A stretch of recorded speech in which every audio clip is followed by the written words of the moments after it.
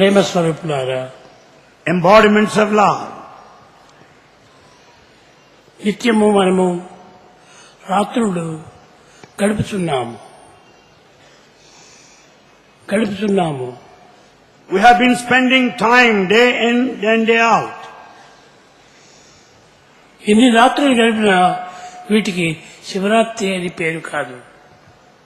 We have passed through many of the nights and we cannot consider them as Sivaratri, the holy night of Shiva.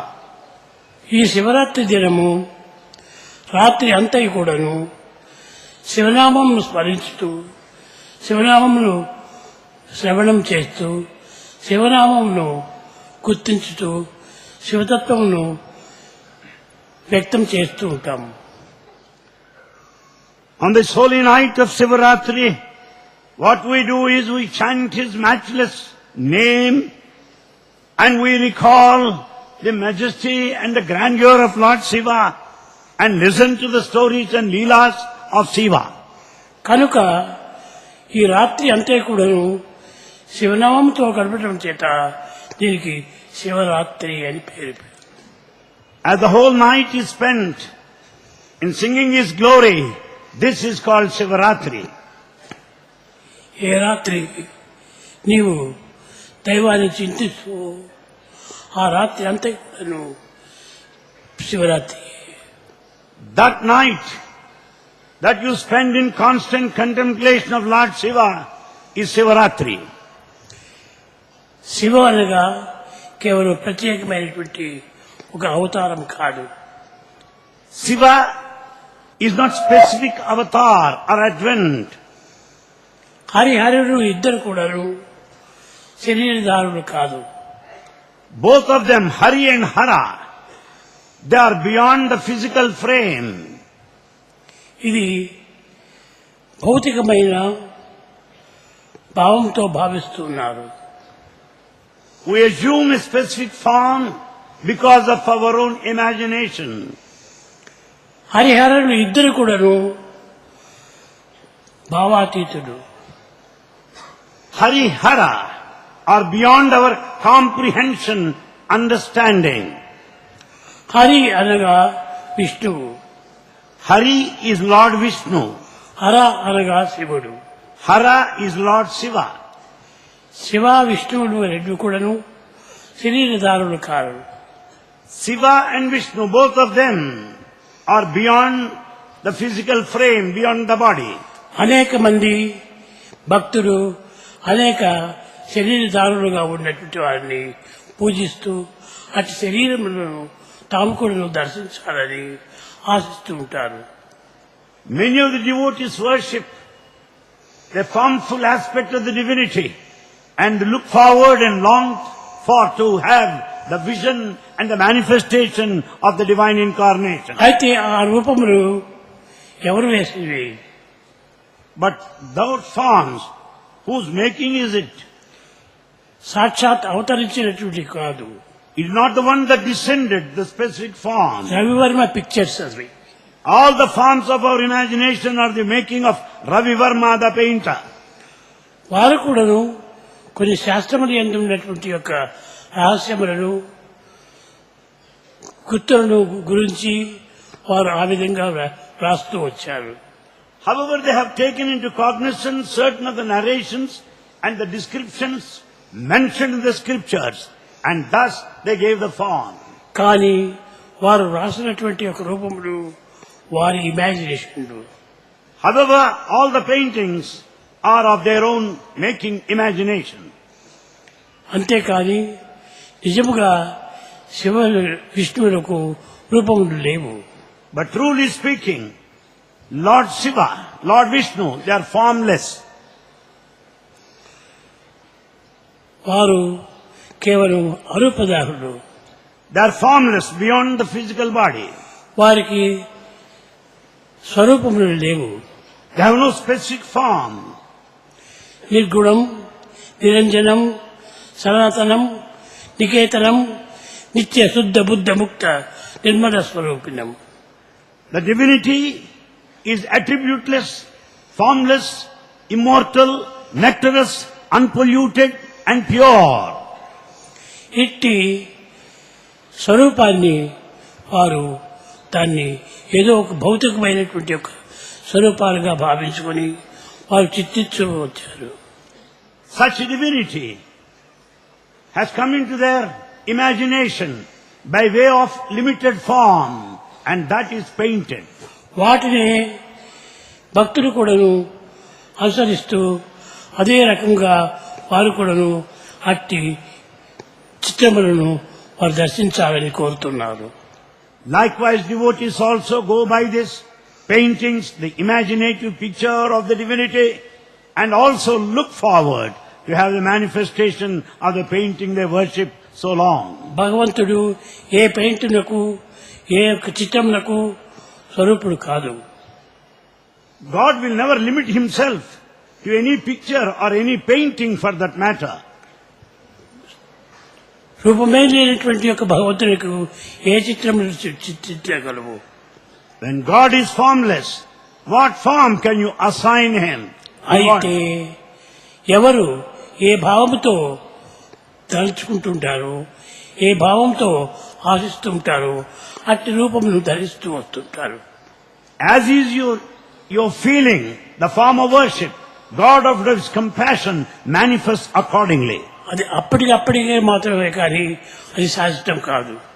The form that comes to your vision happens at the moment, but is not of permanent value. ఆ రూపములన్నీ కూడా తాత్కాలికమైనటువంటివి.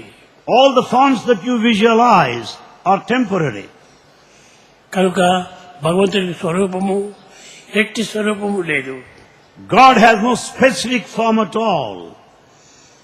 అందువల్లే ఒకానొక సమయం లోపల లక్ష్మి వచ్చి పార్వతిని అడిగింది. At one time Lakshmi came and asked a question, put a question to Parvati. ఇది ఒక భావచిత్రమే. This is also related to the imagination. బాలవే కదా గౌరమ్మ, సాంబ శివుడి ముసలివాడమ్మ. Samba Shiva is aged, is quite old. That's what she said. నీవు చిన్న వయసు దానవై నీవు ఆ ముసలివాడిని ఎట్టి నీవు ప్రేమించావు? And Lakshmi asked, Parvati, being so young, how is it that you married such an old man, aged? తన నిండా జడల వాడమ్మ, తాను కప్పింది పులిచర్మమ్మ. And in fact, he has covered himself, clothed himself with that of a tiger's skin.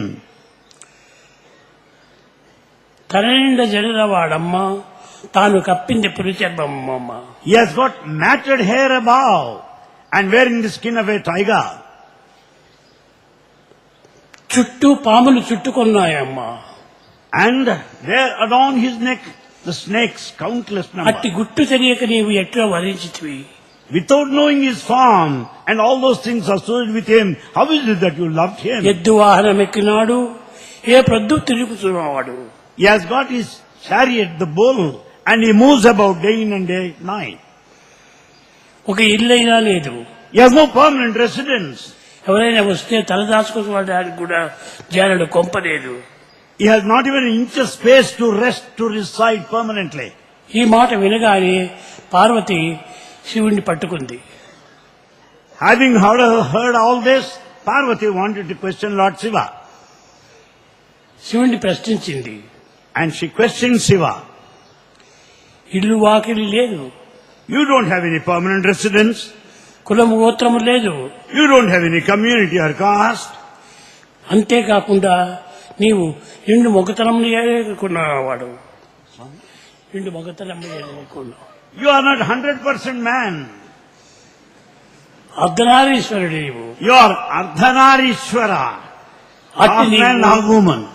అట్టి నీవు దేవుడు ఎట్లవుతావు? How do you call yourself God, divine? అప్పుడు శివుడు చెప్పాడు. Then Shiva replies, భగవంతునికి రూపనామములు కులగోత్రములు ఏమాత్రము అక్కరలేదు. God does not need any form or name or any caste or community. అమ్మా లక్ష్మి, నీ భర్త ఎట్టువాడి తెలుసునా? Then he said, Lakshmi, you know what kind of husband you have? అతనికి నిద్రాహారం లేకుండవు. In fact, he never sleeps. He doesn't partake food. భోజనం చేయాలని పిటికితోటి అన్నం పెట్టుకుంటే ఒకవైపున ద్రౌపది వచ్చి రామ కృష్ణ నన్ను రక్షించు అని ప్రార్థిస్తుంది. When your husband is about to partake morsel of food, collects in his fist and about to eat, suddenly he listens to the prayer of a devotee and he cannot continue to eat. అప్పుడే ఆ అన్నం మొదలు పెడతాడు. Then he has to drop the food, then there itself. ఇంకెక్కడైనా పోతుంటుంటే ఏ పని చేస్తున్నా కానీ ఎవరో ఒకరు భక్తులు పిలుస్తుంటాడు, ప్రహ్లాదుడు నారదుడు పిలుస్తూ ఉంటారు. He wants to do anything, he is constantly disturbed by devotees like Narada or any other devotee. Prahlada. కాబట్టి ఈ భక్త పరాధీనుడు వాడికి ఆహార నిద్రం లేవు. Therefore God, who really loves his devotees, has no time to sleep, has no time to have his food. అట్టి వారిని నీవు ఎట్ట వరించావు? How did you marry such a one? అప్పుడు చెప్తున్నాడు. Then he said, భగవంతునికి రూపనామం రెండు కూడాను కల్పితమే కానీ అవి సరి అయినటువంటివి కాదు. The name and the form of God are of your own imagination, artificial. భగవంతునికి ఎట్టి మార్పులు కూడాను ఉండవు. God is changeless. తాను చావులు పుట్టుక లేనట్టి శాశ్వతుడు. He is permanent and immortal. He has neither a beginning nor an end. ఆది మధ్యాంతరహితుడు అనాదివాడు.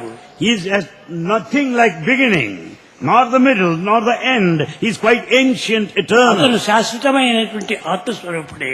He is permanent. He is in the form of consciousness, Atma. అట్టి ఆత్మస్వరూపుడికి రూపనామములు కల్పించడము కేవలము మానవుడి యొక్క కల్పితములు, మానవుడి యొక్క భ్రాంతుడే. Therefore it's man's imagination to assign, to look forward to a specific form and give it to formless God. అయితే అట్టి formless God కూడాను భక్తుడు కోరినప్పుడు ఆ కోరినటువంటి కోరిక తీర్చే నిమిత్తమై ఆ రూపం ధరిస్తుంటాడు. However, the formless God, in response to the fervent prayers of the devotee, takes that form, assumes that form and manifests in front of him to please him. నాకు కృష్ణ స్వరూపం కావాలి అని కోరినప్పుడు కృష్ణుడిగానే వస్తాడు. When the devotees prays, I want to see Krishna, God appears in that form. నాకు రాముడు కావాలన్నప్పుడు రామస్వరూపంలోనే వస్తాడు. When devotee prays that he wants to have the form of Rama, God appears that way. రాముడు లేడు అక్కడ, కృష్ణుడు లేడు. In fact, there is neither Rama or Krishna. కానీ ఆ భక్తుడి తృప్తి నిమిత్తమై ఆ రూపం ధరిస్తూ వస్తుంటాడు. But God takes that form to satisfy his devotee. కనుక భక్తులను తృప్తిపరిచే నిమిత్తమై భగవంతుడు రూపం ధరిస్తుంటాడు, కానీ అతనికి ఎట్టి రూపములు లేవు. God takes upon himself a form just to satisfy the devotee. అట్టివాడే గుణము లేనటువంటి వాడు. God is attributeless. గుణములే లేవు అతనికి. He has no attributes whatsoever. ఎట్టి గుణములు లేనటువంటి యొక్క భగవంతునికి గుణములు రూపములు మనం ఏర్పరచుకొని మనకు మనం తృప్తిపరుచున్నాము. We satisfy ourselves by giving a form, by imagining certain qualities in God and feel quite satisfied. రూపములన్నీ కూడాను ఎప్పటికైనా అనిత్యమే. Form, whatever may be, is quite temporary, momentary. అనిత్యము అసత్యములు. And it's false, it's not the reality. It is just temporary. నిత్య సత్యమైనటువంటి యొక్క రూపము ఆత్మనే. The principle of eternity and the truth is this consciousness, ఆత్మ Atma. ఎన్ని మారినా కూడాను, ఈ ప్రపంచమంతా మారినా కూడాను ఆత్మ మారదు. This consciousness, Atma, will never change. The whole world may get itself transformed. ఈ ప్రపంచమంతా కూడాను ఈ ఆత్మ యందే ఇమిడి ఉన్నది. In fact, the whole world rests on this principle of consciousness. ఈ కాన్షియస్నెస్ ను మనం వదిలించమా, మనం ఏది లేదు ఇంకా. If you forget this consciousness, Atma, then you don't get anything in this world. దీనిని ఆత్మ అనియు, This you call it Atma దీనిని అహం అనియు, or Aham. దీనిని అహం బ్రహ్మాస్మి అనియు. This I say Aham Brahmasmi, I am Brahman. నేనే బ్రహ్మను, నేనే ఆత్మను అని తాను చెప్తూ ఉన్నాడు. So he declares himself, I am Brahman, I am consciousness, I am Atma. కానీ దీనికి అనేక రూపములు కల్పించి మీరే దానిని అనర్థములు చేసుకుంటున్నారు. But we are diverted because we superimpose certain other forms to the divine who is formless. అయితే అప్పుడప్పుడు శరీరం ధరించినప్పుడు ఆ శరీరాన్ని మనం ఆశించటము, పూజించటము, స్మరించటము అది సత్యమే. However, it's quite true to our experience when God takes upon himself a definite form and a vesture. We respect, adore and worship. అది ఉన్నంత వరకును నీవు ఆనందంగా ఉంటుంటావు. So long you see the body, you will be blissful. తర్వాత నీకు ఆ సుఖం ఎక్కడి నుంచి వస్తుంది? Later, how do you expect to be blissful? ఈ సుఖము నీ భ్రాంతి నుంచి వచ్చినటువంటిదే కానీ మరొక చోట నుంచి రాలేదు. This bliss you experience out of the form is of your own imagination. అట్టునే శరీరంలో కొంతకాలం ఉంటుంటాయి.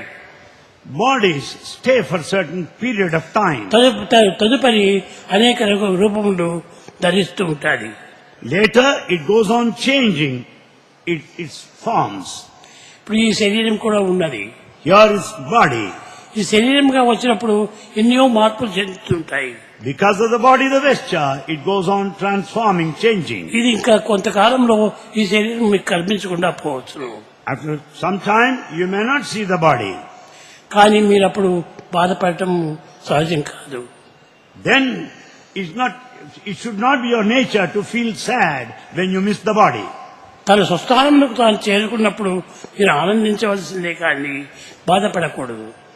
When the divinity is in its true nature, it's time for you to feel blissful and happy, and you should not feel sad. రాముడు వచ్చాడు, Rama has come down on earth, అరణ్యవాసం చేశాడు, and he spent his time in forest, అనేక విధమైనటువంటి యుద్ధములు కూడా జరిపాడు, and he fought many battles, రాక్షస సంహారం కూడా చేశాడు. and he killed many of the demons. కానీ కట్టకప్పటికి రాముడు ఉన్నాడా? But ultimately what happened as he stayed లేదు. thereafter? No. తిరిగి అతను యమునా నది లోపల చేరిపోయాడు. Later he has gone into that Yamuna river.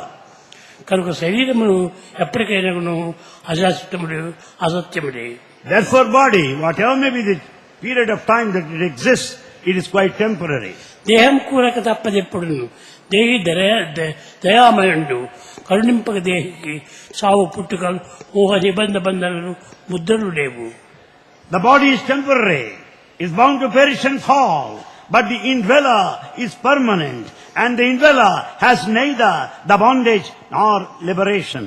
కనుక మీరు ఎప్పుడు కూడా దేహాన్ని మీరు పెద్దదిగా శాశ్వతంగా భావించరాదు. Therefore never consider the body as permanent. ఆయా కాలంలో ఆయా పరిస్థితులు ఆ యొక్క సమయము సందర్భంలో వచ్చినప్పుడు మాత్రమే ఆ దేహమును కనిపిస్తుంది. You'll certainly experience the body, the form, depending upon the time and prevailing circumstances. ఆ కాలం వచ్చినప్పటికీ తిరిగి ఆ యొక్క దేహములు కానీ ఆ యొక్క అనుభవములు కానీ ఏమాత్రం కూడా ఉండవు. Later, you do not see the form. You will not have that formful experiences. కనుక మీరు దేహాన్ని సత్యమని భావించుకొని ఆ కృష్ణుడే కావాలి. ఏనాడో ద్వారకా నగరంలో జన్మించినటువంటి యొక్క కృష్ణుడు ఈనాడు నీకు కనిపించమంటే ఏ విధంగా కనిపించగలడు? You cannot insist to visualize Krishna of Dwaraka. How do you expect to see him today from Dwaraka? ఆ దేహం ఉండినంత వరకు ఆ ద్వారక లోపల నడిచాడు, సంచరించాడు, సంతోషపెట్టాడు. So long the body existed, he moved about around Dwaraka and made everybody happy. ఇప్పుడు ప్రతి ఒక్క దీనికి కూడా బల్బులు ఒక పవర్ ఉన్నది. Every bulb here that illumines has got a power. ఈ పవర్ అంతా కూడా కొంతకాలం వరకే ఉంటుంది. And the power will remain for some period of time. అట్లనే అవతారములన్నీ కూడా బల్బులు వంటివి. All avatars are like bulbs. కానీ ఆ యొక్క పవర్ తగ్గిపోతానే ఆ బల్బ్ మీకు కనిపించదు.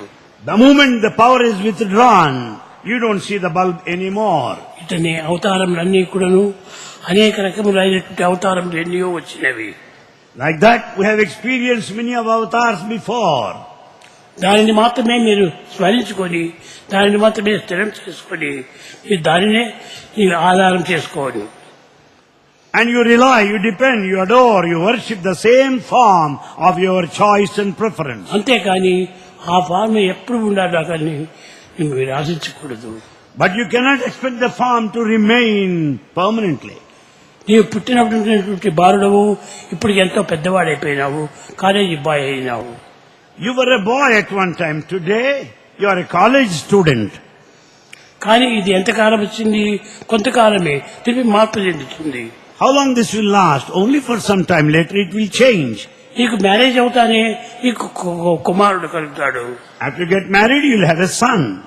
అప్పుడు నీవు ఇంకా పెద్దవాడైపోతాడు. Then you will be aged also, grown up. అదే విధంగానే అవతారములన్నీ కూడాను Likewise, all avatars. వచ్చినవన్నీ కొంతకాలం మాత్రమే ఉంటాయి. All avatars continue to stay for some time as they will. దానినే మనం స్మరిస్తూ రావాలి. That we have to chant and praise the glory. దాన్ని స్మరిస్తూ వస్తుంటే అవే నీకు తప్పక నీకు కనిపిస్తాయి. And the very worship of the form that you see will certainly save you. ఇప్పుడు 3 రకములైనటువంటివి ఉంటున్నాయి. There are 3 types here. ఒకటి కాన్సన్ట్రేషన్ అన్నారు, One is concentration. రెండవది కాంటెంప్లేషన్ అన్నారు, The second, contemplation. మూడవది మెడిటేషన్ అన్నారు. Third one is meditation. Concentration అనేటువంటిది తాత్కాలికంగా వచ్చినటువంటిది. Concentration is a state that you get for the time being. ఇప్పుడు మీరు చూస్తున్నారు చూడు, అది మీరు ఈ రూపాన్ని చూస్తుంటే అది concentration. All of you are watching the form of Bhagavan now. It is concentration. అది కొంచెం కదిలిపోయినప్పుడు కాంటెంప్లేషన్ అవుతుంది. The moment it just gets changed, moved, you will get into the stage of మరి concentration. కొంతకాలంలో అది శాశ్వతంగా నిలిచిపోతుంది. Later, this impression will remain forever. అది శాశ్వతంగా నిలిచినప్పుడే అది మెడిటేషన్. దాన్ని మీరు మెడిటేషన్ When చేయాలి. this impression remains permanently, it is state of meditation. కనుక దానిని మీరు మెడిటేషన్ చేస్తుంటే అదే నిజమైనటువంటి యొక్క శాశ్వతమైనటువంటిది. Therefore, if you meditate on that permanent impression, well, that will remain eternal. మీరు ఎక్కువ కాన్సన్ట్రేషన్ కాంటెంప్లేషన్ రెండింటిపైన మాత్రమే మీరు సవాల్ చేస్తున్నారు. You have limited yourself to concentration and contemplation alone. ఇవి రెండు కూడా శాశ్వతాలు కాదు. Both of them are not permanent. అయితే ప్రప్రథమలో కాన్సన్ట్రేషన్ చేయాలి. However, in the beginning, you have to concentrate. ఈ కాన్సన్ట్రేషన్ కాంటెంప్లేషన్ కింద మార్చుకోవాలి. This concentration will take you to the next state, contemplation. అనగా కొంతసేపు కదిలి కొంతసేపు కదలకుండా ఉండేటువంటి ఒక స్థితికి తెచ్చుకోవాలి. Meaning, you should get into the state that it should not be any longer steady and unsteady thereafter. అట్టి రూపము ఎట్టి కాలం వచ్చినా ఎట్టి టైం వచ్చినప్పటికీ కదలదు మెదలదు. When once it is firmly established, that permanent impression of the form that you worship and adore will never move. కన్నును మూసిన తక్షణమే అదే నీకు కనిపిస్తుంది. The moment you close your eyes, you will experience the manifestation. అదే విధంగానే ఇప్పుడు రాముని నువ్వు పూజిస్తున్నావు. Likewise, you are worshipping Rama. రాముని రూపం చూస్తున్నావు. You watch the form of Rama. కానీ కొంతసేపు మాత్రం ఉంటుంది, తర్వాత కదిలిపోతుంది. You will experience that form for some time. Later, it will pass off. కానీ అది కదలకుండా ఎప్పుడు కూడా కన్ను మూసినా తెరిచినా కూడాను అదే ఉండేటువంటిది. అదే నిజమైన meditation. The true meditation means this. If that form of your choice of worship remains forever, when you open the eyes or close the eyes, that is true meditation. కనుక దేశ కాలములకు ఏమాత్రం కూడాను మార్పు చెందినటువంటిది కాదు meditation. True meditation is beyond the time and space. It will never change. అట్టి దానిని మీరు స్మరిస్తూ రావాలి. You should meditate upon that changeless one. శిష్యులందరూ అట్టి మెడిటేషన్ చేసినారు కనుకనే ఎప్పుడు తలచినప్పుడు వారి దగ్గరికి వచ్చి వారితో మాట్లాడి వారి కోరికను తీర్చుతూ వచ్చింది. As rishis meditated upon that which is steady and firmly established, God is pleased with their meditation, appeared, manifested in front of them and fulfilled their desire. ఎప్పుడో తన బిడ్డనిచ్చినటువంటి ఒక శారదలకు హస్బెండ్ అయినటువంటి ఒక ఋషిని తీసుకుని వచ్చి పుత్రికామేష్టి యాగం చేశాడు. తనకు మొట్టమొదటి ఒక బిడ్డ పుట్టింది. He begot a daughter in the beginning. ఆ డాటర్ను ఇక నాకు డాటర్ అయింది కదా, నాకు ఇక డాటర్కు రాజ్యం కట్టేకి వీలు లేదు, నాకు పుత్రుడే కావాలి అని ఆ డాటర్ను దత్తుకిచ్చాడు ఒక ఋషి. And because the daughter is not eligible to the hire to the kingdom, cannot be the future king, therefore she was given in adoption to someone else. Adopt చేసుకున్నటువంటి ఒక ఋషి ఒక పుత్రకామేష్టి యాగమునకు తాను ఫస్ట్ పురోహితుడిగా వచ్చాడు. And therefore the one who has adopted this daughter happened to be the first Purohit, the first priest who presided over that Putra Kameshti Yaga. ఆ యొక్క ఋషి వచ్చి యాగం చేసినప్పుడే వీరికి నలుగురు బిడ్డలు పుట్టారు. Because that priest presided over the whole of the performance of the spiritual ritual, the king is gifted with 4 children thereafter. కనుక ఆ ఋషి పోయి చాలా కాలం అయిపోయింది. And the rishi left long back. కానీ ఇతని దృష్టి లోపల ఆ ఋషియే ఉంటున్నాడు. But yet in his mind, the rishi, the impression stayed. అది పర్మనెంట్ గా ఉండటం చేతనే ఆ ఋషిని ఆహ్వానించి సుమంతుణ్ణి పంపించి అతన్ని తెప్పించాడు. Because of the permanent impression of the rishi in his mind, he sent his emissary Sumanta and called him to go over here. కనుక శాశ్వతమైనటువంటిది ఎప్పటికీ ఉంటుంది. Therefore that permanent impression will last forever A and ever. నిమిషం నీకు కావాలన్నప్పటికీ ఆ నిమిషం నీకు వస్తుంది. And whatever form you want, well, manifestation will be there accordingly. కనుక అట్టి శాశ్వతమైనటువంటి యొక్క స్వరూపమే నిజమైన సత్య స్వరూపం. Therefore the true form is that which is steady, which is changeless, that which manifests whenever you desire. ఎట్టి కాలం నందు కూడాను చేంజ్ అనేటువంటిది ఉండనే ఉండదు. There will be no change at all because it's beyond time. ఎట్టి మార్పులు కలగవు. There will be no change. అట్టి మార్పులు చెందినటువంటి యొక్క సత్యమైన నిత్యమైన శాశ్వతమైనటువంటి యొక్క స్వరూపాన్ని మనం హృదయంలో నింపుకోవాలి. Therefore we should keep in view, install in our hearts that form which is changeless, that form which is beyond time and space. ఏ రూపమైనా సరే మీరు దానిని ఇదే అది అని రాముడే కృష్ణుడే సాయిబాబానే అని భేదములు పెట్టుకోకండి. Don't follow any differences. Don't say that Rama, Krishna, Sai Baba. No difference at all. ఈ రూపములన్నీ కూడా మారుతూనే ఉంటాయి. All these forms go on changing. కనుక మీరు రూపం పెట్టుకున్నటువంటి దాన్ని నిరంతరము శాశ్వతంగా హృదయంలో ప్రతిష్ఠ చేసుకోవాలి. The form that you worship should be permanently installed there in your heart. అది ఎప్పటికీ ఉంటుంటుంది. It will stay there forever and ever. అది మారదు, కూలదు. It will never change. There will be no addition either. కానీ కొంతమంది ఈ పురాణములను పురస్కరించుకొని పురాణం ద్వారా మీరు అనేక రకములైనటువంటి యొక్క మార్పులు తెచ్చుకుంటున్నారు. Basing on the study of mythology, we expect certain changes in the divinity also. ఒక దొంగ సన్యాసి ఇంటికి వచ్చాడు. అమ్మా భవతి భిక్షాందేహి అన్నాడు. There was an impostor, a celibate, sannyasi. నాకు భిక్షం పెట్టాలా, ఆకలి అవుతుంది అది అన్నాడు. He wanted food and he begged a householder.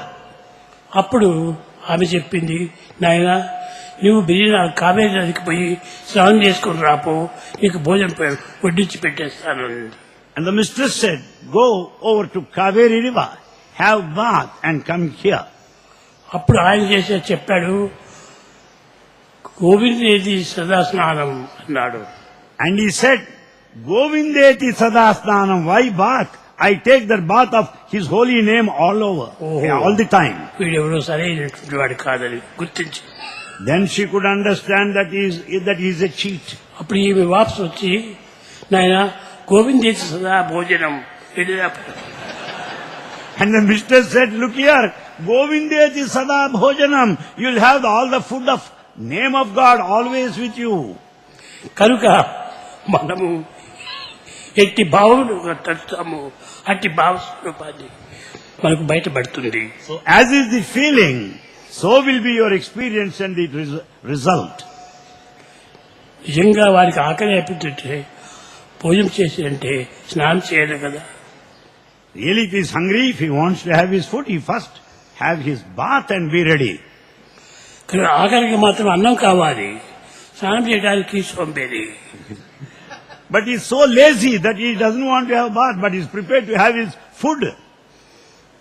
కనుక అట్టి సోంబేరులు మాత్రము మనం ఎప్పుడు కూడా నమ్మకూడదు. So, we should not have faith in these lazy beggars. ఎప్పుడు కూడా ఒక చలించినటువంటి యొక్క మనసును మనము స్థిరం చేసుకోవాలి. We should have this unwavering mind, the steady mind. అప్పుడే మనకు సరి అయినటువంటి ఒక స్థితి స్వరూపము దర్శనమిస్తుంది. Then you will have proper position and you will have the visualization, the experience of the divine. కనుక మనము నిరంతరం కూడా ఎప్పుడూ మెడిటేషన్ చేస్తాము అని అనుకోకూడదు. కూర్చొని కన్ను మూసుకుంటారు మెడిటేషన్ అంటాడు. Let us not think that we meditate whenever we like. Some people think by closing their eyes and keeping their body steady that they are in deep meditation. అది మెడిటేషన్ కాదు. It is not meditation. ఒకవేళ నీవు think చేయొచ్చును కానీ You may think that it is meditation, అది చలించేటువంటి యొక్క మనసు. but it speaks of the wavering mind. చలించినటువంటి మనసును ఒక స్థిరముగా ఉండేటువంటి దానిని నువ్వు మెడిటేషన్ అని చెప్పాలి. If the mind is steady, unwavering, then you can claim that it is meditation. చలించేటువంటి దానిని మెడిటేషన్ అంటారు. When the mind is unsteady, you cannot call it meditation. అది contemplation. But you are just contemplating on this process. దానిని దాటిన తర్వాతనే meditation వస్తుంది. You should cross this, go beyond, then you can meditate. కనుక మధ్యలో వచ్చినటువంటి యొక్క ఎగ్జామినేషన్ లో నీకు ఫస్ట్ ప్రైజ్ ఎంత వచ్చినాయంటే నీకు అప్పుడే డిగ్రీ ఇవ్వరు. If you get any award in certain of the examinations that you will have, you will not get the final award of a medal. Final దీంట్లో నీవు ఎగ్జామినేషన్ లో ఫస్ట్ వస్తే అప్పుడు నీకు డిగ్రీ ఇస్తారు. You get the degree if only you get through the final examination, public examination. కనుక ఈ meditation అనేది final examination. So this meditation is the final examination. కానీ కాన్సన్ట్రేషన్ అనేది మధ్యలో వచ్చినటువంటి ఒక half year examination. Contemplation is one that has appeared in the middle like half-yearly examinations. అది నీవు పెట్టుకోకుండా నువ్వు పర్మనెంట్ గా ఉండేటువంటి దాన్ని నువ్వు నిలుపుకోవడానికి ప్రయత్నించి Therefore, you think of that form which will be steady, which will be permanently installed.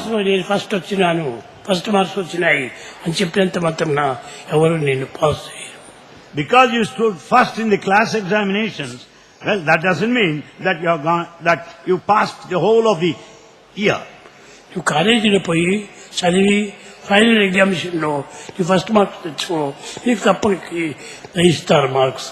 You should go to the college, attend all classes and do very well in the final examination. Then only you will be declared as one who passed. ఒక college final year examination పెట్టింది. It's final examination for the college year. అట్టి దానిలో నీవు pass కా తప్పక నీవు మంచి marks తెచ్చుకోగలవు. Then if you get through that final examination, you'll certainly get very high percentage of marks. ఈ విధంగా ఆధ్యాత్మికమైనటువంటిది ఎంతనో గొప్ప ఉన్నత స్థితిలో ఉండేటువంటిది. Spirituality is of very high standard and is of very high order. ఈనాడు భౌతికం ఉండాలి, Today we have the physical side, లౌకికం ఉండాలి, we have the worldly aspect, కానీ నైతికం లేదు, and we don't have any moral aspect. ఆధ్యాత్మికం లేదు. There is no spiritual side. కానీ ఇంకా నీకు ఆధ్యాత్మిక వ్యక్తిత్వం బయలుదేరుతుంది. How do you expect to have spiritual experience? Spiritual experience రావాలంటే నీవు ఫైనల్ దీంట్లో తగినటువంటి ఒక శక్తిని సంపాదించాలి. You should qualify yourself by getting through the final examination. ఇది నా దేహము, ఇది నా భవనము అని చెప్పినంత మాత్రం అవంతా కూడాను భౌతికమైనటువంటివి. If you say this is my body, this is my building, that is all physical, worldly. This is my body means my is separate. If you say this is my body, this my claim is separate. My tumbler, My tumbler, tumbler separate, tumbler is separate. నేను separate. I am separate from tumbler. కాబట్టి అదే విధంగానే నా దేహము, నా మనసు, నా బుద్ధి, నా చిత్తము, నా ఇంద్రియము, నా అంతఃకరణ అనుకుంటే ఇవన్నీ separate అయినటువంటివి. Likewise, here if we claim my body, my mind, my intellect, my inner senses, understand that you are separate from them. కాబట్టి అన్నింటికి నీవు సపరేట్ అయినటువంటి వాడే నీవు. The moment you inquire and separate yourself from the body, mind and intellect, that is the true I. సర్వ కర్మను కూడా నువ్వు త్యాగం చేయాలి. You have to sacrifice all actions. ఈ యాక్షన్స్ అంతా స్ట్రైక్ చేసినప్పుడే నీవు సరైనటువంటి యొక్క శాశ్వతమైన సత్యమైనటువంటి నిత్యమైనటువంటి వ్యక్తి కాగలవు. Then once you sacrifice all these actions, then you can have the true identity with the divine. That's eternal. వస్తున్నాయి పోతున్నాయి. Things come and pass. Past అయ్యేటువంటివి మనకు తిరిగి వస్తాయా? Those that are gone by will never come back. Rao. They will never come back. కాబట్టి past అయినటువంటి past గానే ఉండాలి. So past is past. కానీ ఫ్యూచర్ వేరే ఉంది. But there is future ahead.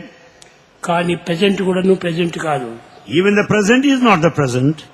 Present past అవుతుంది. The present is the product of the past. Past అనేటువంటిది పూర్తి శాస్త్రంగా నిలిచిపోతుంది. And the past is gone. It cannot be recovered. కనుక నీవు సత్యనిత్యమైనటువంటి యొక్క సత్వాన్ని పొందాలనుకుంటే నీవు సరైనటువంటి ఆత్మతత్వాన్ని గురించి తెలుసుకోవాలి. If you want to know the eternal truth, you should have understanding of the consciousness. ఈ సత్యమైనటువంటి ఆత్మస్వరూపము ఒక్క ఉపనిషత్తుల ద్వారా కానీ భగవద్గీత, భాగవతము, రామాయణము దీనితో వచ్చేటువంటిది కాదు. The correct concept of consciousness is given in Upanishads, not by other texts like Bhagavad Gita and other epics. Bhagavad Gita శ్లోకం చెప్తుంది కానీ తెలుపుతుంది కానీ దాన్ని చూపించదు. Bhagavad Gita speaks of the divinity, but it doesn't clarify. యదా యదా హి ధర్మస్య జ్ఞానిర్భవతు భారత అభ్యుద్ధానమ ధర్మస్య తదాత్మానం సృజామ్యహం. The Bhagavad Gita declares clearly, whenever there is a decline of dharma, God incarnates himself to re-establish that dharma. అదే విధంగానే వేదాంతం కూడాను చెప్తుంది కానీ వేదాంతం దైవత్వాన్ని నీవు స్మరించు. Likewise, Vedanta, the philosophy may speak, but you should contemplate on the Vedanta కానీ truths. దైవాన్ని నీవు హృదయంలో ప్రతిష్ఠించుకో అని చెప్పదు. But when once you have the divinity, the feeling within, it doesn't speak to you. ఎట్టి కష్టములైనా కానీ ఎట్టి దుఃఖములైనా సంభవించని ఎట్టి ఆపదలైనా వచ్చని నువ్వు దాన్ని వదలకుండా ఉండాలి. Let you face any number of difficulties and problems and worries in life, obstacles, but never give up this attachment to consciousness. ఏమైనా రాని Let anything come in అన్ని life. శరీరానికి వస్తున్నాయి కానీ నీకు కాదు. It's only the body that is subjected to all sorts of problems. నువ్వు చెయ్యి అగ్నిలో పెడితే వేలు మాత్రమే కాలుతుంది కానీ దేహం అంతా కాలదు. If you put your finger in the fire, that finger only gets burnt, but not the whole body. కానీ నీకు బాడీనే బంద్ కావాలి. The whole body should be burnt. ఈ బాడీ అనేటువంటి ఒక బాక్స్ వంటిది. Body is like a box. దీంట్లో మనసు, బుద్ధి, చిత్తము, ఇంద్రియము, అంతఃకరణ అన్ని కూడా ప్యాక్ చేసుకొని ఉంటుండాలి. This body which is a box has got inside all treasures like mind, intellect and inner senses. ఎప్పుడు ఇవన్నీ పోతానే అప్పుడు బాడీ కూడాను నాకు ఇది ఎంత పని ఉంది అని అది కూడాను పశువుతుంది. The moment the box is emptied, the box also will vanish, the box also will disappear. ఈ మెటీరియల్స్ ఉండేంత వరకు మాత్రమే ఈ బాక్స్ నాకు అవసరము. The box is necessary to treasure the contained like the mind and intellect and inner senses. ఈ mind పోయిన తక్షణమే నాకు చాలా కుదిరింది అని అనుకోకూడదు. The moment the mind is withdrawn, you cannot say you are steady. Mind పోతే మరి బుద్ధి ఉంది. If the mind is withdrawn, there is intellect still. బుద్ధి ఉండినంత వరకును అంతఃకరణం ఉంటుండాలి. So long there is intellect, there are inner senses again. అంతఃకరణ పోయిన తర్వాతనే ఈ యొక్క దేహం కూడా కూలిపోతుంది. When this antakarana, the inner sense, ego is gone, then you can say you are free from this. బహిర్ముఖమైనటువంటి యొక్క గుణములను మాత్రం ఆధారం పెట్టుకొని మనం అనేక కోపము, తాపము, ఈర్ష్య, అసూయ, డంబము ఇట్లాంటివంతా మనకు వస్తున్నాయి. Because of our outward nature, because of our external temperament, we have got all weaknesses such as the anger, the lust, pride, jealousy, avarice, hatred. కానీ ఎప్పుడు అవన్నీ పోతాయో అప్పుడే నీవు శాంతి. The moment they are gone, you will attain that state of peace. అవి ఉండినంత వరకు నీకు శాంతి కుదరదు. So long you have all these bad qualities, you cannot experience peace. కనుకనే మొట్టమొదట మనము సత్య ధర్మములతో మనం ప్రారంభించాలి. Therefore, you have to begin with these two important qualities, Satya and Dharma. Satyam truth. Satya is truth. Truth అనేటువంటిది మార్పు చెందేటువంటిది కాదు. Truth will never change. దానికి ప్రక్కనే ధర్మం ఉంటుండాలి. By its side you have Dharma. దాన్ని సైడ్ చేసుకొని ఈ రెండు కూడాను సరైనటువంటి ఒక ఆనందంలో ఉన్నప్పుడు దాంట్లో శాంతి లభిస్తుంది. When truth and Dharma go together, you'll have the peace out of which you will attain the state of bliss. Peace అనేటువంటిది ఎప్పుడు వస్తుంది? Bliss, when do you get it? తర్వాతనే ప్రేమ వస్తుంది. And thereafter you get love. ప్రేమ ఉండినప్పుడు ఎవరిపైనా ద్వేషం రాదు మనకు. When one there is love, you cannot hate anybody. ఎవరిపైనా మనకు ద్వేషం చేస్తున్నామంటే మనలో ప్రేమ లేదు. If you have got any hatred towards anybody, it means you have no love. ఎవరని ఏమైనా మనం తిట్టినారంటే మన కోపం రాదు. Even if anyone criticizes you, you'll never be angry with him. కనుక ఇవన్నీ కూడా ఈ ద్వేషాలంతా కూడాను ప్రేమ లేనప్పుడే మనకు వచ్చేటువంటి. The enmity, hatred are because of the absence of love. ఆ కోపం వచ్చినప్పుడు మనం ఎవరిని లెక్క చేయము. Out of anger, you'll never care for anybody. ఎప్పుడు నువ్వు కేర్ చేయలేదో అప్పుడు నీకు ప్రేమ లేదు. When you don't care anyone, it means you have no love in నీవు spirit. కేవలం భ్రమించవచ్చును ఇది నా ప్రేమ అని. You may be deluded that it's love. కానీ ఆ ప్రేమనే ఉంటే నిజంగా నీకు కోపం రాదు. In fact, there is love in you. You'll never be angry with anybody. నన్ను ఎందరో తిడుతుంటారు, There are many people that blame Bhagavan. ఎందరో నన్ను దూషిస్తుంటారు, There are many people that criticize ఎందరో him. నన్ను పరిహసిస్తుంటారు. The people may just laugh at him. కానీ దేనికి నేను కట్టుకోదలను. Bhagavan does not bother with any such feelings. ఎప్పుడు కూడా ఆనందంగానే ఉంటాను. Bhagavan always remains in blissful state forever and ever. కనుక అది నిజమైన ప్రేమ. That is true love. ఎప్పుడు ప్రేమ కోపం వచ్చిందో, ఎప్పుడు ద్వేషం వచ్చిందో, ఎప్పుడు అసూయ కలిగిందో అప్పుడే ఈ ప్రేమ ఎంతో లేదు అని మనం దృఢం చేసుకోవాలి. You believe in it firmly. Where there is hatred, the enmity, jealousy, envy, pride, understand that you have no love in spirit. కనుక ఇవి అన్ని వచ్చినప్పుడు మనలో ప్రేమ ఉండదు. When there is a place for all such qualities, it means there is no love at ఈ all. ప్రేమ లోపల ఉండినంత వరకును ఈ ఒక్కటి అక్కడ చేరడానికి వీల్లేదు. When there is true love within you, none of these things will ever find a space. కనుక within. మనం ఎప్పుడు నిరంతరం కూడా love all serve all. Bhagavan wants us to love all, serve all continuously. అవి రెండు మనం భద్రంగా పెట్టుకోవాలి. Treasure them, safeguard them, uphold them. ఈ లవ్ ఆల్ సర్వ్ ఆల్ రెండు రావడానికి truth is Satyam. To practice these two, love all and serve all, truth is the basis. ధర్మం. And dharma, కనుకని సత్యం సత్యం satya, the truth first. సత్యం చెప్పు, Speak truth ధర్మం నడుచుకో. and follow dharma. కానీ ధర్మాన్ని చెప్పటము నడుచుకోకుండా పోవటము అప్పుడు ధర్మం ఉండదు. When you speak about dharma and don't follow dharma, it is not correct. కనుక సత్యం నాస్తి పరో ధర్మ. Therefore, there is no other dharma beyond truth. కనుక ఈ రెండింటినీ మనము ఎప్పుడు వదలకూడదు. Therefore, we should never distance ourselves from these two, satya and dharma. కానీ ఈ రెండు కూడాను ఒక విధమైనటువంటి ఒక టూ హ్యాండ్స్ వంటివి. These two are like true hands. ఈ రెండు కూడాను రెండు పెదవుల వంటివి. They are like two lips. Lips. They are like two lips. ఈ రెండు ఉండినప్పుడే మనం మాట్లాడడానికి వీలవుతుంది. When you have both the lips, you can speak. రెండు చేతులు ఉండినప్పుడే రెండు కాళ్ళు కదులుతాయి. When you have both of the hands, you can move about freely. కనుక సత్యం ధర్మం ఈ రెండు కూడా మానవునికి ప్రధానమైనటువంటి యొక్క అంగములు. Therefore, the satya and dharma are the main limbs of the human body. ఒకదాన్ని ఒకటి అనుసరిస్తూ పోతున్నప్పుడే మనలో పీస్ బయలుదేరుతుంది. When one follows the other continuously, then you will experience peace. అప్పుడే మనకు ప్రేమ వస్తుంది. Then you will find love in you.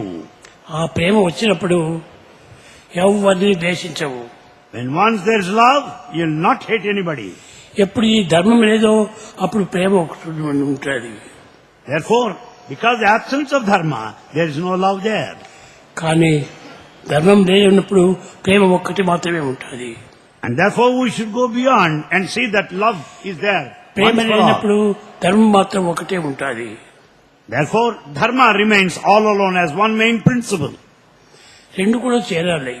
Both satya and dharma should be together, join hands. రెండు కూడా నువ్వు నెగిటివ్ పాజిటివ్ వంటివి. They are like negative and positive. రెండు నువ్వు చేరినప్పుడే When both of them join together, మనకు యాక్షన్ బయలుదేరుతుంది. then the action starts. అప్పుడే ప్రేమ మనకు ఆవిర్భవిస్తుంది. Then the love is generated. కనుక ప్రేమ అనేటువంటిది మనకు కలగాలనుకుంటే సత్యధర్మం రెండింటినీ కూడా ఏకం చేయాలి. If you want to experience love, you should unify. You should bring in harmony between truth and dharma. ప్రేమ ముదిత మనసే రామ రామ రామ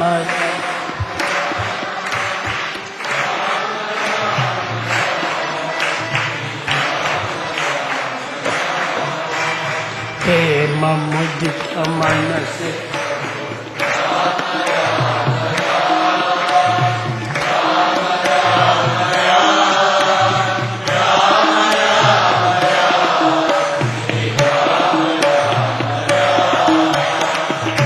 పకటే దుఃఖమిటే ఏతరామన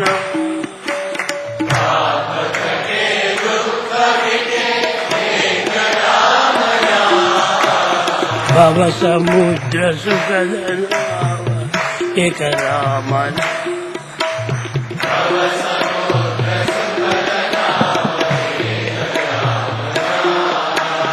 పరమ శాంతి సుఖ నిదాన దివ్య రామ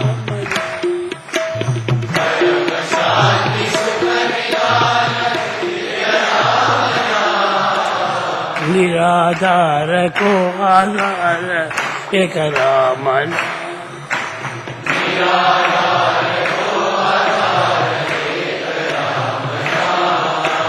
నిరాధార కో ఆధార ఏక రామన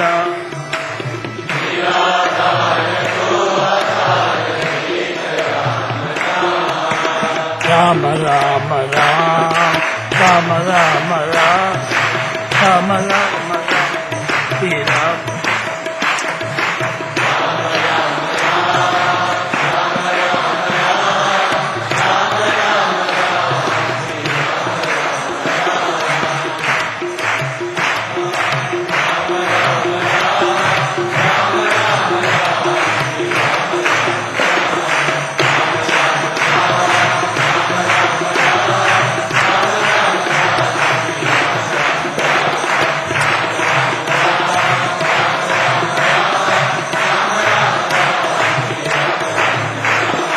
రామ రామ రామ రామ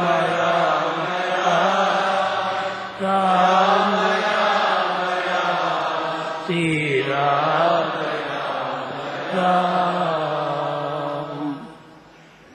నిరంతరం కూడా ఈ నామాన్ని మీ మనసులో పెట్టుకొని ఎప్పుడు కూడా స్థిరంగా ఉండేటట్టుగా మీరు దాన్ని పెంచుకోండి. You sing the glory of God. Think of His matchless name. You always constantly contemplate on that. Preserve it. Hold on to it. Contemplation కాదు, మెడిటేషన్ చేద్దాం. Oh. Bhagavan corrects me. It's not contemplation. Meditate upon God's name. Meditation. అది ప్రేమతో మీరు meditation చేయాలి. And you have to meditate with wholeheartedly, with love. Love లేకపోతే ఇవి రెండు కూడా నిలుచుకోగలరు. When there's no love, nothing can be established firmly. కనుక అట్టి పర్మనెంట్ గా ఉండడానికి ఆ ప్రేమ ధర్మము రెండింటిని కూడా ఏకం చేసుకొని నిజంగా ప్రేమను మనం పెంచుకోవాలి. For the state of permanence, these two have to be united, joined together. The Satya and Dharma. అప్పుడే ప్రేమ నీకు తెలుస్తుంది. Then you will experience prema, love. లేకపోతే టెంపరీగా చూసినప్పుడు ప్రేమ వస్తుంది, తర్వాత మర్చిపోతాం. Otherwise you will experience momentary love. You will experience for the time being, at the moment. Day and night, Day and night. Night and day, Night and day. ఎప్పుడు కూడా ప్రేమ ఒకటిగానే ఉండాలి. The love should remain as it is, changeless. కానీ నీ మనసుకు కొన్ని అభ్యంతరాలు కలిగినప్పుడు నీకు కొంచెం ద్వేషంగా వస్తుంది. Because of certain obstacles, certain thoughts in the mind, you develop hatred. కాబట్టి ఇది మైండ్ తో వచ్చేటువంటిదే కానీ నిజమైనటువంటి ఆధ్యాత్మికం కాదు. Therefore, all those, the thought that arises of the mind is of the nature of the mind, nothing to do with the spirituality. కనుక ఈ nature అనేటువంటి దీంట్లోనే మీరంతా ఎక్కువ చెడిపోతున్నారు. We are spoiled because we go by the nature of the mind. ఈ nature ఎన్నో మార్పులు చెందుతుంది. అది The nature of the mind goes on changing. ఆ చేంజ్ అయినప్పుడు ఈ యొక్క నేచర్ కూడా నువ్వు చేంజ్ అవుతుంది. When mind changes, the nature also changes. కనుక నీవు నేచర్ చేంజ్ అయినా మైండ్ చేంజ్ చేయకూడదు. The nature may change outside, but your mind should not change within. అప్పుడే నిజమైనటువంటి meditation. That is true meditation. అది ఉన్నంత వరకు మాత్రం మెడిటేషన్ మెడిటేషన్ మెడిటేషన్ కన్నులు మూసుకొని కూర్చుంటాం. With this ever-changing mind and the nature, we just close our eyes and sit straight. కానీ కన్నులు తెస్తానే ప్రపంచం అంతా కనిపిస్తుంది. The moment you open your eyes, you will see the whole world in front of you. కాబట్టి world మనకు కనిపించకూడదు. In fact, when you are in true meditation, ఏది you కూడా cannot see the world. కనిపించేటువంటిదంతా కూడాను ఒక విధమైనటువంటి నేచరే. All that you see is nature, external. ఈ nature ఉండినంత వరకు కూడాను ఇక అన్ని కనిపిస్తూనే ఉంటాయి. When once there is this external nature outward, you will see everything. Nature ఉంటాది. Nature exists. చూసినా నువ్వు నేచర్ ని కేర్ చేయొద్దు. చూసినా నువ్వు నేచర్ ని కేర్ చేయొద్దు. You may see the nature, the changing nature, but you should not be mindful of that changing nature. అప్పుడే దాన్ని స్థిరంగా ఉంటుంటుంది. Then only, if you go beyond, it can be steadily established. అందుకోసమని పూర్తి స్థిరంగా ఉండినటువంటి వాడు ఎక్కువ మాట్లాడు. Therefore, who has got this divinity firmly established will not speak excessively. Too much talk చాలా చెడ్డది. Too much talk is very bad. అది ఎక్కువ నేచర్ ను హృదయంలో పెట్టుకున్నటువంటి వాడికి ఈ టాక్ ఎక్కువ వస్తుంది. The one who goes by the external nature outside world will talk too much. కనుక నీవు టూ మచ్ టాక్ చేయొద్దు. Therefore, you should not talk too much. దాన్ని సైలెంట్ అన్నారు. Silence Bhagavan wants us to observe silence. అని quiet గా ఉండాలా. We should remain quiet. ఎంత మాట్లాడినా ఆ మాటకి ఎంతో అంత జవాబు. We should give the reply as brief as possible to the question put to us. దానికి అధికంగా మాట్లాడితే దానికి అధిక ప్రసంగం అంటారు. If you talk more than what is necessary, it is too much talk. అధిక ప్రసంగం అంటారు. It is adhika prasanga, excessive talk. అది మంచిది కాదు. It's not good. కానీ పిల్లలకు అది చాలా ప్రధానము. It's very important for youngsters. ఈ వయసులోనే మంచి స్టడీ చేయాలి. At this age, you should study well. Text book కాదు స్టడీగా చేయటం. It's not the textbook that you study. Mind You should study your mind. మడిని స్టడీ చేయడం. You study your mind. నువ్వు క్లాసులో ఉన్నప్పుడు టెక్స్ట్ బుక్ నువ్వు చేసుకోవచ్చు. You can study the textbooks that you read in our classrooms. అందరికీ సంతోషంగా ఉందా? Are you all happy?